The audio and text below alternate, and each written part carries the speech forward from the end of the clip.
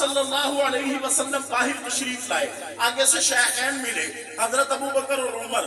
ابو بکر کہاں، عمر کہاں، رضوان اللہ اجمعین۔ یا رسول اللہ، بھوک اتنی زیادہ تھی، گھر میں بیٹھا نہیں جا رہا تھا، ہم باہر نکلے ہیں۔ آپ نے فرمایا قسم اس ذات کی جس نے مجھے تمہاری طرف نبوت دے کر بھیجا، مجھے بھی بھوک نے ستایا، میں بھی اس لیے باہر آیا۔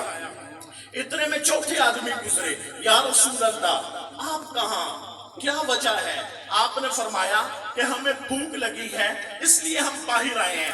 انہوں نے کہا کل میں مقداد بن اسود کے گھر کے سامنے سے گزرا ہوں رضی اللہ عنہ، ان کے گھر میں کھجوروں کا ڈھیر تھا۔ آپ نے فرمایا کہ آؤ ہم اس کے مہمان بنتے ہیں۔ ان کے دروازے پر گئے تو حضرت مقداد خود سوئے ہوئے تھے، بچی نے دروازہ کھولا، مقداد کہاں ہے؟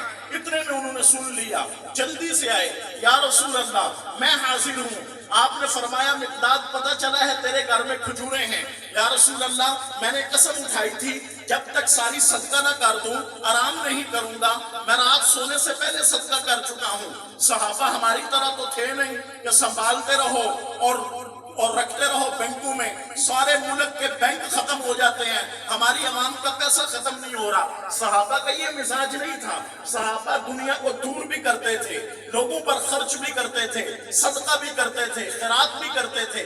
یا رسول اللہ میں تو صدقہ کر چکا ہوں، تو رونا شروع کر دیا۔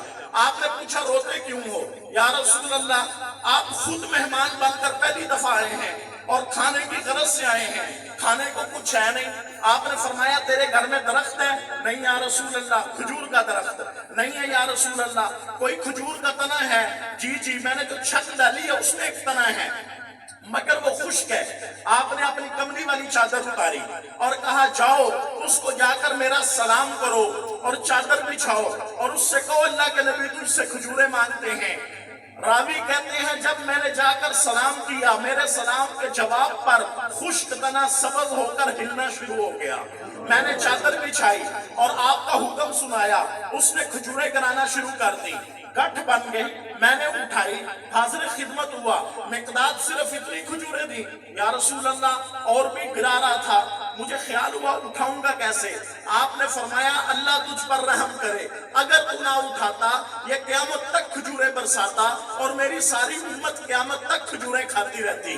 کہ آپ صلی اللہ علیہ وسلم نے مانگی ہیں، اس طرح کے ذمہ اتباع نہیں ہے، اس طرح کے ذمہ اطاعت نہیں ہے، اس کے ذمہ فرما برداری نہیں ہے۔ ہمارے ذمہ ہے اتباع کرنا، ہمارے ذمہ ہے اطاعت کرنا۔ اس سے نہیں پوچھا جائے گا مانی تھی کہ نہیں مانی تھی، ہم سے پوچھا جائے گا قبر میں، ہم سے پوچھا جائے گا قیامت کے دن، ہم سے پوچھا جائے گا میدان حشر میں۔